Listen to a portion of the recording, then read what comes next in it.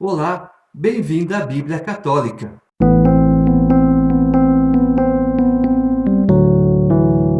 Segundo o livro de Samuel, capítulo 7.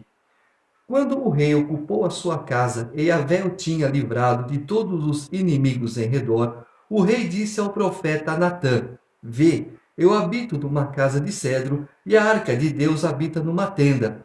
Natã respondeu ao rei: Vai e faze o que o teu coração diz, porque Yahvé está contigo. Mas nesta mesma noite, a palavra de Yahvé veio a Natã nestes termos: Vai dizer ao meu servo Davi: Assim diz Yahvé: construirás tu uma casa em que eu venha habitar? Em casa nenhuma habitei desde o dia em que fiz subir do Egito os israelitas até o dia de hoje, mas andei em acampamento errante debaixo de uma tenda e um abrigo. Durante todo o tempo em que andei com os israelitas, porventura disse a um só dos juízes de Israel, que eu tinha instituído como pastores do meu povo Israel: Por que não edificais para mim uma casa de cedro? Eis o que dirás ao meu servo Davi: Assim fala Yahvé dos exércitos: Fui eu que te tirei das pastagens onde pastoreavas ovelhas, para seres chefes do meu povo Israel. Eu estive contigo por onde ias e destruí todos os teus inimigos diante de ti.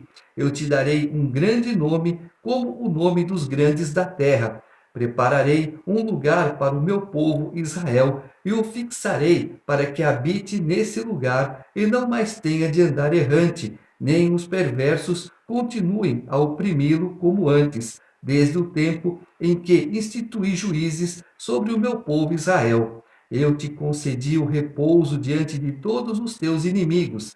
Yahvé te anuncia que ele te fará uma casa. E quando os teus dias estiverem completos e vieres a dormir com teus pais, farei permanecer a tua linhagem após ti, aquele que terá saído das tuas entranhas, e firmarei a sua realeza. Será ele que construirá uma casa para o meu nome, estabelecerei para sempre o seu trono. Eu serei para ele pai, e ele será para mim filho. Se ele fizer o mal, castigá-lo-ei com vara de homem e com açoites de homem. Minha fidelidade não se afastará dele, como a tirei de Saul, que afastei de diante de ti. A tua casa e a tua realeza subsistirão para sempre diante de ti, e o teu trono se estabelecerá para sempre. Natã comunicou a Davi todas essas palavras e toda essa visão. Davi tinha uma boa intenção, construir um templo para a morada do Senhor. Mas Deus falou para ele: não, o teu filho construirá esse templo para mim. Já é uma alegria, porque então eu terei meus descendentes terão seus descendentes, e assim por diante. E Deus está dizendo o seguinte: que começou aqui Davi a reinar, depois veio Salomão, vieram outros reis, mas chegou num ponto de Jesus Cristo. Jesus, como homem, descendente de Davi. Mas Jesus morreu, ressuscitou e foi para o céu. Então o reino que começou aqui com Davi, ele vai, chega em Jesus, ele vai continuar onde? No reino celeste. Por isso que o reino de Davi não terá fim. Já é uma referência a Jesus Cristo. Então o rei Davi entrou e ficou diante de Yahvé e disse: Quem sou eu, Senhor Yahvé, e qual é a minha casa para que me trouxesses até aqui? Mas isso é ainda pouco aos teus olhos, Senhor Yahvé. Tu falaste em favor da casa do teu servo para um futuro distante. Essa é a lei do homem, Senhor Yahvé. Que mais poderá ainda dizer-te Davi, pois tu mesmo conheces o teu servo, Senhor Yahvé? Por causa da tua palavra e segundo o teu coração, tiveste esta generosidade de instruir o teu servo. É por isso que és grande, Senhor Yahvé. Ninguém há como tu, e não existe outro Deus além de ti somente. Como ouviram os nossos ouvidos, como o teu povo Israel, há outro povo na terra, a quem um Deus tivesse ido resgatar para fazer dele o seu povo, para dar-lhe um nome e realizar em seu favor tão grandes e terríveis coisas, expulsando diante do teu povo que resgataste do Egito, nações e seus deuses. Estabeleceste o teu povo Israel, para que ele seja para sempre o teu povo, e tu, Yahvé, tu te tornaste o seu Deus.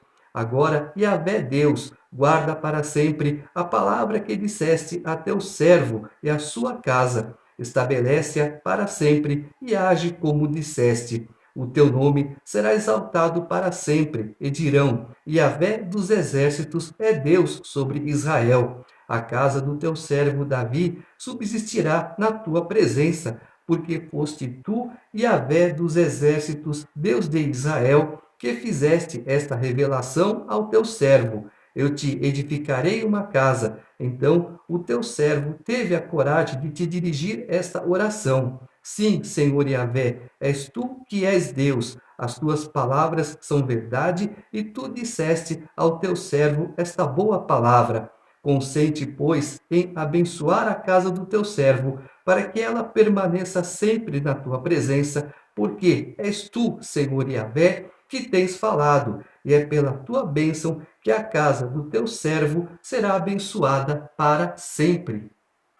A intenção de Davi foi boa. Até o próprio profeta falou para ele: Faça, Davi, conforme o teu coração, pois Deus é contigo. Sim, Deus é conosco, mas não devemos fazer todas as coisas, mas é para Deus. Sim, vamos ver se Deus quer que façamos. Senhor, eu quero fazer tal coisa para o Senhor. Eu devo fazer? Sim.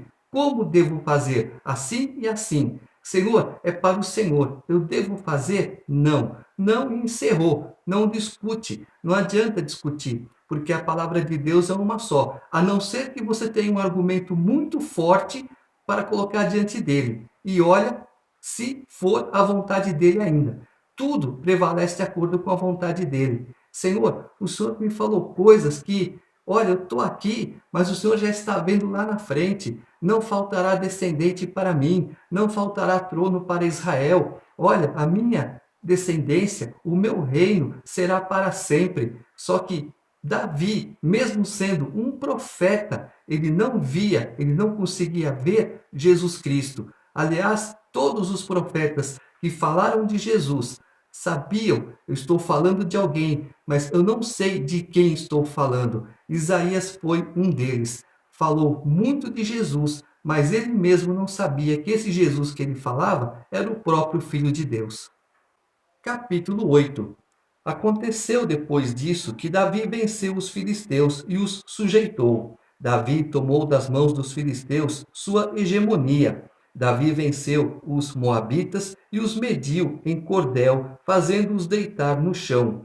Mediu com 2 cordéis para os condenar à morte, e um cordel bem medido para os deixar com vida. E os moabitas ficaram sujeitos a Davi e lhe pagaram tributo.